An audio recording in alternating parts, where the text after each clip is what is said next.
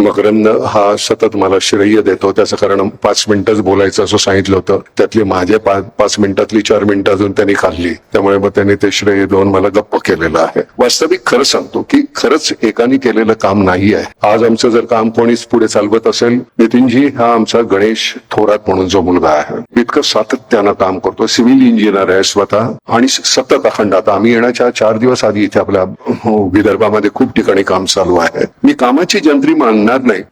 कुठल्याही क्षेत्रामध्ये आपण जर गेलो, सामूहिक पद्धतीनं केलेलं काम हे एकट्याने केलेल्या कामापेक्षा केव्हाही मोठंच असणार. आम्ही नाटकाचं उदाहरण घेतलं तरी सुद्धा आम्ही ज्यावेळी सगळे जर असतो त्यावेळी होतो तेव्हा त्याचं नाटक, नाही तर मग ती एक स्टँडअप कॉमेडी होते. त्याला काही फारसा अर्थ नसतो. 2 मिनिटं 3 मिनिटं 5 मिनिटं तुम्ही ती एन्जॉय करता, पण त्याच्यानंतर नाही. नाटक एक सामूहिक त्याचा परिणाम असतो. आपल्याकडे आता ह्या इतक्या संस्था आहेत. मला कायम एक वाटतं असं की प्रत्येक वेळी आपण कुठलं काम करत असताना मला या संस्थेची मदत लागणार असेल किंवा त्यांना कळत असेल की मला त्यांची गरज आहे, त्यावेळी सगळ्यांनी एकत्र येणं फार गरजेचं आहे. हे काय आपले राजकीय पक्ष नव्हेत. आपल्याला वाटलं म्हणून आपण हे सगळं करतोय, मनापासून करतोय. त्यातून आनंद काय, तर केवळ आनंद हाच आनंद. त्याच्यातून आपल्याला मिळणाऱ्या पुरस्कार हवेत का, मला पद्मश्री व्हायचंय, पद्मभूषण व्हायचंय, हे सरकार काय करायचं ते त्यांचं ते ठरवतील. मला काय पाहिजे त्यातून, तर मला फक्त एक समाधान पाहिजे. गावाखेड्यात गेल्यानंतर लोकांच्या चेहऱ्यावर आपल्या कारणामुळे हसू येत असेल तर अजून काय वेगळं लागणार आहे. त्यामुळे तेवढीच एक अपेक्षा आहे, सतत तेवढंच करायचं. नाटकात काम करत असताना मी खरं तर तळागाळातून आलेला, अतिशय गरिबीतून आलेला मी होतो. 2 वेळच्या जेवणाची भ्रांत होती. त्यामुळे मला तिथे जाणं जास्त मला सोपं जातं. श्रीमंत मंडळीमध्ये मला ते जमत नाही. मी शहरामध्ये राहू शकत नाही. मी गावाखेड्यामध्ये राहतो. माझ्याकडे 10-12 गायी आहेत, 5-15-5-25 कुत्री आहेत, जी रस्त्यावरची आणून सोडलेली शेतावर. एक 12-14 एकर माझं शेत आहे आणि तिथे उगवलेलंच खात असतो. तिथल्या माझा जो आमदनी माझी आहे, तिथे जर काही नाही उगवलं तर मला इतका त्रास होतो. तर आमचा जो कोरडवाहू जो शेतकरी आहे त्याला किती त्रास होत असेल की त्याच्याकडे कधी पाऊसच जास्त झाला, कधी झालाच नाही. तर याच्या पोटी कुठेतरी, आणि आम्ही कुठल्या दुसऱ्या गोष्टी काही केल्या नाहीत का? आम्ही सगळ्या गोष्टी करतो आनंदासाठी आमच्या. पण मला खरं सांगतो, शहरामध्ये गेल्यानंतर तुम्हाला त्या भिंती आहेत, त्या भिंती मला आता कबरीसारख्या वाटायला लागल्या. फक्त स्क्वेअर फीट मध्ये आहे. तुझी किती कबर मोठी? 1000 फुटाची आहे का? माझी 2000 फुटाची आहे. त्याची 4000 5000. त्याच्यामध्येच आभाळ पाहायचं ते सुद्धा खिडकी एवढंच आभाळ आहे. पण शहरातल्या मंडळींना, मुंबईतल्या मंडळींना, मित्रांना मी म्हटलं, गेल्या वेळी कधी आभाळ पाहिलंस? असं पाहायला वेळच नाहीये आम्हाला. केवळ मी माझी घर, माझं 4 मंडळी जी आहेत त्याच्या पलीकडे आम्ही विचारच करत नाही. आणि मी खरं सांगतो, नाटक सिनेमातून मिळणारा पैसा, त्यातून मिळणारे सन्मान, त्याच्या पलीकडचा आनंद आम्ही ज्यावेळी नाम फाउंडेशन सुरू केलं त्यावेळी मिळाला. काय म्हणजे पहिल्या वेळी, म्हणजे हा मकरंद हा मराठवाड्यातला, तर त्याला म्हटलं, बाबा हे पैसे घे, प्रत्येकी 1,500. इतक्या आत्महत्या झाल्या होत्या आणि नवीन गाडी घेऊया आपण, चला, त्याच्यासाठी पैसे जमा केले होते.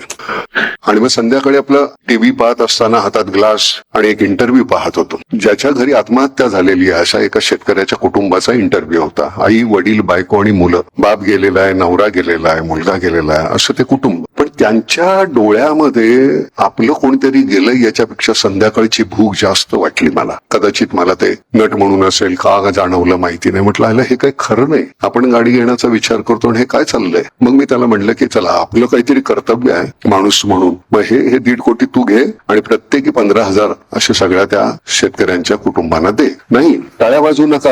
हे मला असं वाटत होतं आपण मोठेपणा घ्यावा. निदान मी रात्री झोपताना माझी फाट थोपटावी त्यापोटी केलं होतं. मला काही अनुकंपा नव्हती, काही नव्हतं. माझ्यातला माणूस मेलेला होता, त्यांच्या त्या डोळ्यामध्ये मला कुठेतरी दिसलं की अरे बापरे, आपण खरंच मेलेलो आहे ते सांगत होते, त्यांची भूक सांगत होते. त्याच्यावर मकरंद मला म्हणाला की नाही, तुम्ही येऊन ते चेक द्या. म्हटलं नाही, हे बरोबर नाही, मला ते देणं मला पटत नाही, तू दे. तो म्हणलं, फक्त तुम्ही ते बीडचे आहे, बीडला गेलो होतो आम्ही, तेवढे फक्त तुम्ही द्या, बाकीचे मग नंतर आम्ही हे करू. आम्ही तिथे गेल्यानंतर एका वेळी समोर 125-250 मुली, विधवा, जास्तीत जास्त वय असेल त्यांचं 25-24, एक मूल कडेवर, एक मूल असं खात बोट धरलेलं, खंगलेली सगळी मंडळी. अरे म्हटलं, बापरे, म्हणजे हे काम कधी न संपणार आहे. याला पूर्णविराम नावाची गोष्टच नाहीये. त्यामुळे हे सातत्यानं करा. 15,000 रुपये देऊन तुम्ही ते काही संपणार नाहीये. आणि मग तिथून मग आम्ही औरंगाबाद, मग नंतर आम्ही इथे आलो वराडामध्ये आणि सगळीकडे फिरलो जेवढं काही जमत होतं आम्हाला. तुम्हाला खरं सांगतो, त्यावेळी नाम फाउंडेशन ज्यावेळी स्थापन झालं, 3 महिन्यामध्ये लोकांनी 60 कोटी रुपये दिले. 60 कोटी एक काल संस्था जी स्थापन झालेली आहे तो केवळ एक विश्वास होता की नाही ही मंडळी काम करतील, कुठे अपलाप नसेल, भ्रष्टाचार नसेल. आणि मग त्याच्यानंतर जे सातत्यानं काम सुरू झालं, आम्ही त्यावेळी म्हटलं होतं की कोणालाही आत्महत्येचा मनात विचार येत असेल तर हा नंबर आहे, एक फोन फक्त करा, मरण्याच्या अगोदर 1 मिनिट तरी माझ्याशी बोल. मला जेवढं जमेल तेवढं मी त्याला थांबवायचं. मला एक साधी गोष्ट, घरातलं बाकीचं आपलं कुत्रं मांजर मेलं तरी सुद्धा आपल्याला केवढा त्रास होतो. माणूस करता पुरुष घरातला जातो, त्याच्यानंतर बाकीच्यानी जगायचं कसं. मकरंद मगाशी म्हणताना की आम्हाला त्या एका दाण्याचे आम्ही 100 दाणे 1000 दाणे करतो, त्याची आम्हाला कधी मिळणार किंमत. स्वामीनाथन आयोग हा सुद्धा आता एवढा अंशतः चालू आहे आणि त्याला सुद्धा 20 वर्ष झाली किंवा आता. प्रत्येक गोष्टीला आम्हाला आंदोलन का करावं लागतं. आम्हाला दिसत नाही का.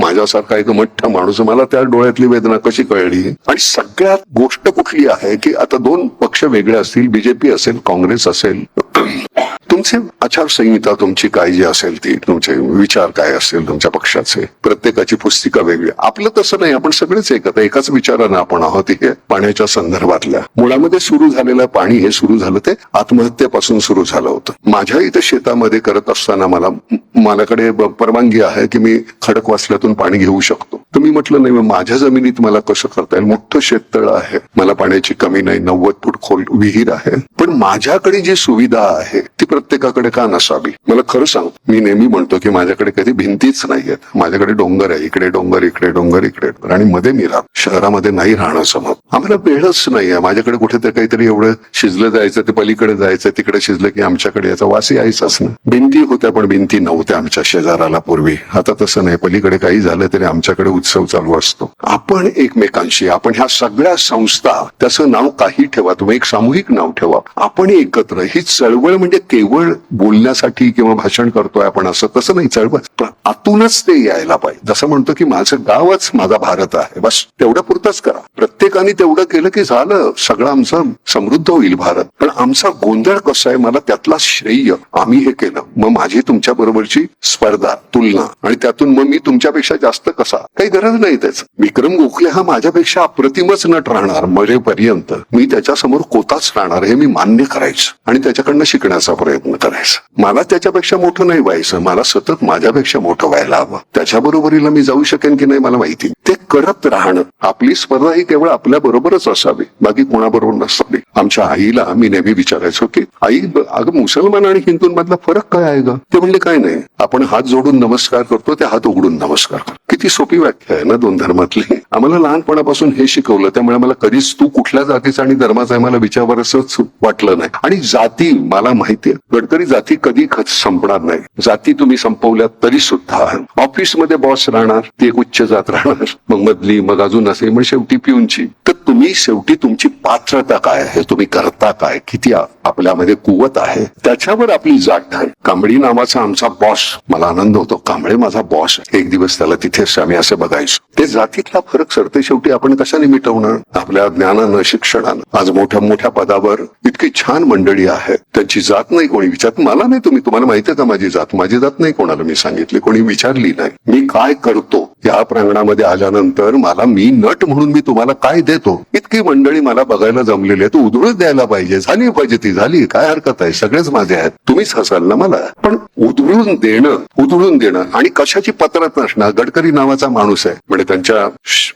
काही वेळ तोंडामध्ये असं काहीतरी अश्लाघ्य शब्द येतात चिडले की हे होत कसं नाही आणि होत नाही कसं, आणि मग ते करून दाखवायचं. सुरुवातीला टिंगल होते त्यांची, काहीतरी उगायचं, काहीतरी फेकतात आकडे आमच्या तोंडावर, हे असं नाही. आणि मग एक 4 वर्षानं, 5 वर्षानं, 10 वर्षानं त्याची फलनिष्पत्ती ज्यावेळी आपण पाहतो, थोडा नाही ते बोलले होते, मग कौतुक करायला सगळे असतात. त्यामुळे एखाद दुसरा एक असा टोकाचा शब्द वापरण्याची मुभा मिळते मग आपल्याला, कारण ते करून दाखवलेलं असतं ना. कारण मुळामध्ये तुमचं छान व्हायला पाहिजे. हा समाज म्हणजे समाज ना, हा प्रत्येक माणूस माझा आहे, माझं नातं आहे त्यांच्याशी. ही ज्यावेळी तुमची भावना असते त्यावेळी सोपं जात. त्यामुळे मला आज ह्या निमित्तानं सांगताना तुम्हाला सगळ्यात महत्वाची गोष्ट की सगळे मिळून आपण काम करूया. वेगवेगळ्या संस्था वेगवेगळ्या ठिकाणी जर ज्या काम करत असतील तर आपण एकमेकाला जोडून घेऊया. मला काय करता येईल, तुम्हाला काय करता येईल, आपण सगळे मिळून असे. मगाशी मी जे सांगितलं गणेश, आमच्या आता प्रत्येक शहरामध्ये नितीनजी आता आमचे ऑफिसेस व्हायला लागले. ऑफिसेस मी म्हटलं कशाला पाहिजे कुणाच्या घरी राहून, पण नाही, आता ती अतिशय गरज व्हायला लागली. इतकं काम वाढलेलं आहे. टाटा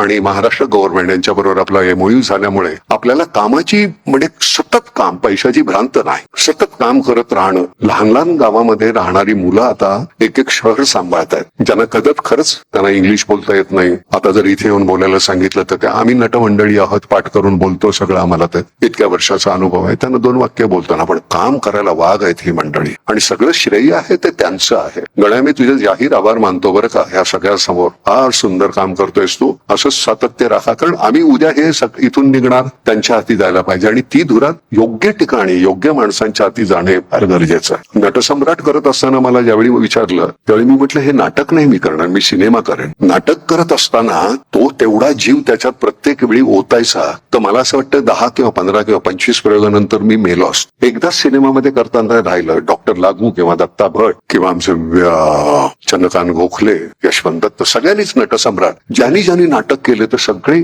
हार्ट अटॅकने गेले. कारण तुम्हाला त्याच्यामध्ये तितकं पोचल्याशिवाय आनंद तो देताच येणार नाही. आणि आमच्या समोर मी नटसम्राट सिनेमा करत असताना रेफरन्स होता डॉक्टर लागू, दत्ता भट. त्यामुळे आम्ही केलेलं आहे ते एवढंच आहे. तुम्ही त्यांचं ओरिजिनल तुमच्या दुर्दैवानं पाहायला नाही, काही मंडळींना बघायला मिळालं असेल. काय काम करायचं बापरे, बरी तिथनच हलता यायचं नाही. पुरुष करत असताना गडकरी मध्यंतरामध्ये पडदा बंद झाल्यानंतर एकही खुर्चीचा आवाज यायचा नाही. त्याचा इम्पॅक्ट इतका असायचा. विजयाबाईने इतका अप्रतिम नाटक ते बसवलं की लोकांना ते शून्य करायचंय आम्ही इथे, आणि मग थोड्या वेळाने कुठे ते 1 खुर्ची 2 खुर्ची असं कर. तो जो आनंद मिळायचा ना, अत्युच्च आनंद आहे नट म्हणून, तोच आनंद नामचं काम करताना मिळत असतो. इतका आनंद होतो की वा वा वा वा, या गावामध्ये हा हिरवा रंग फुललेला आहे, तो आपण काम केलंय त्याच्यामुळे. काय अजून लागतं तुम्हाला? काही लागत. बरं, उद्या मरणावर विश्वास ठेवला ना की जगणं इतकंच छान आहे. पण मंडळी समजतच नाही की आपण मरणार आहोत. संचय करत राहायचा. संचय किती करणार, काय करणार, सगळं इथे ठेवणार, 12 म्हणच लाकडं लागणार, हे लक्षातच येत नाही. अजून हवंय, अजून हवंय, अजून हवंय. आणि मग सरते शेवटी तो श्वास घेत असताना,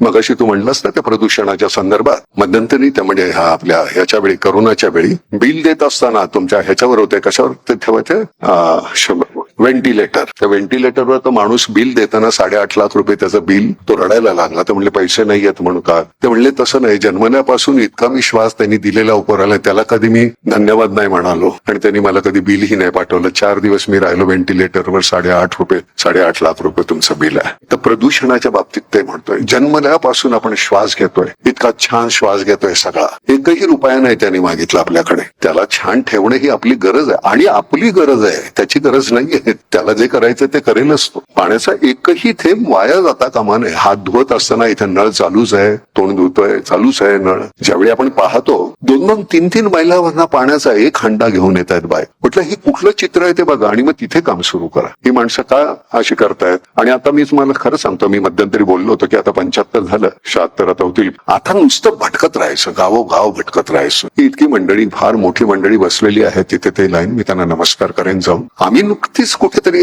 आतून उर्मी, आणि नट म्हणून सुद्धा तुम्हाला सांगतो, गडकरी नुसतं घरात मत बसून नट नाही होत आहे. रोज नव्या दुःखाच्या शोधामध्ये आम्हाला फिरायला पाहिजे, तरच नवीन पद्धतीनं हास्य आणि दुःख दोन्ही आम्ही करू शकू. नाहीतर त्याच पद्धतीनं आम्ही ते इमोट करत राहिलो ते मोनोटोनस होईल. नवीन दुःख, मग ती ही अशी गावोगाव फिरताना मग ती नवीन दुःख दिसली. ती नवीन दुःख दिसल्यानंतर लक्षात आलं की आमचं दुःख इतकंच आहे. आम्ही त्याला डोंगरा एवढं म्हणत होतो कारण आम्ही इथे धरलो होतो. ते इथे धरल्यानंतर कळलं रे चिपळभरच आहे. ते आपली शहरामधली वृत्तीच अशी आहे, आपलं जसं गोंजारत बसायचं सगळं दुःख इथं धरायचं. अरे बापरे, केवढं मोठं. काही मोठं नाहीये. खरं म्हणजे दुःख नावाची ही गोष्टच नाहीये, मानण्यावर आहे. माझं हे सगळं आहे, सगळं झुगारून देऊन सोडून मी निघून जायचं. मी सुद्धा मातीतच झिरपणार आहे. मग तिथून नाही का मी झिरपलेलं असताना मला थोडा ओलावा पाहिजे, म्हणून मग हे पाणी वाचवण्याचा प्रयत्न करू.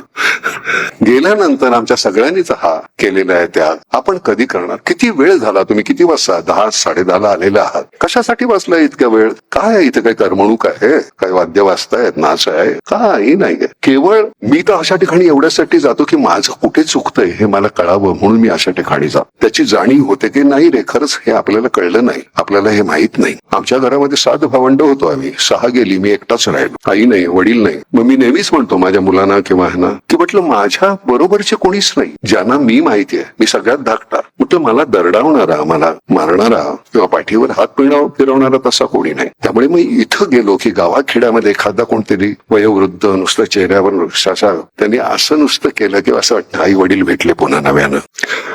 आपण फार तसे सुदैवी आणि दुर्दैवी आहोत. आपल्याला वेदना कळतात, त्याची जाणीव असते, फक्त आपण ती त्या क्षणिक होते आणि त्याच्यानंतर आपण विसरत जातो. तशापेक्षा आपण तिथे थांबायला पाहिजे. म्हणून मी आता महाराष्ट्र सोडावा का असा विचार करत होतो आणि कुठे अगदी गावात खेड्यामध्ये डोंगरामध्ये जाऊन मग तिथल्या लोकांची काही तिथे मला काही करता येईल का, माझ्याकडे थोडेसे साठवलेले पैसे आहेत, मग ते एवढंसं एक छोटंसं गाव घ्यावं ते मी माझ्याकडे आणि मग त्याच करावं. तिथेच आपले 4 खांदे शोधावे आपण आणि तिथेच जावं. अशा पद्धतीने काहीतरी, पण सतत त्यांच्यासाठी काहीतरी करावं असं अजूनही वाटतंय. कदाचित मग तिथला जर पार असेल तर तिथल्या पारावर नाटक सुद्धा करेन त्यांच्याशी. मग ती लहान लहान मुलं असतील आजूबाजूला, काहीतरी वेगवेगळ्या विचित्र काहीतरी आनंदाच्या कल्पना आहेत आमच्या. पण सगळ्यात मोठा आनंद हा आमचा नाम आणि तुमची ही जी संस्था आहे. मी खरंच तुम्हाला नमस्कार करतो. तुम्ही ह्या सातत्यानं जे करता आहे कमाल आहे. फक्त एकच पुन्हा नव्यानं सांगतो आणि तेच सांगतो की आपण एकत्र येऊया आणि एकत्र मिळून काम करूया. कधीही कुठल्याही गावी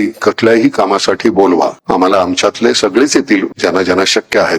पण बोलवा की नाही तुमच्या बरोबर केल्यानं हे असं असं होणार. काही नाही, मला आता फक्त आल्यानंतर एकच वाईट वाटलं की इथे नाटक करता आलं असतं तर बरं. हा एवढा ऑडियन्स समोर आहे आणि जर का इथे करता to be or not to be that is the question हे करता आलं असतं नाटक म्हणून तर किती छान वाटलं असतं. पण एनिवे फार धन्यवाद, तुम्ही इतका वेळ बसला, छान, अतिशय बरं वाटलं. आणि नितीनजी आणि आमचं नातं जे फार छान आहे, इतके दिवस टिकलेलं आहे. आम्ही काही मागितलं नाही त्यांच्याकडे. आज मागितलं, मी म्हटलं तर नागपुरामध्ये जरा ऑफिस करायचंय, जर कमी पैशात कुठल्या तरी बिल्डरला सांगता आलं तर जरा सांगा, कारण हे संस्थेचे पैसे आहेत त्यामुळे आम्हाला ऑफिस करायचं. एनिवे तुम्हाला सगळ्यांच्या बद्दल फार अभिमान आहे बरं का. असं छान करत राहा आणि भेटत राहूया आपण. हा, मला जोपर्यंत कानाला पैशाचा छनछनाट ऐकू येत नाही तोपर्यंत नरड्यातील डायलॉग येत नाही. धन्यवाद. थोडस गडकरी साहेबांची परवानगी घेऊन मगाशीच एक बोलायचं राहिलं.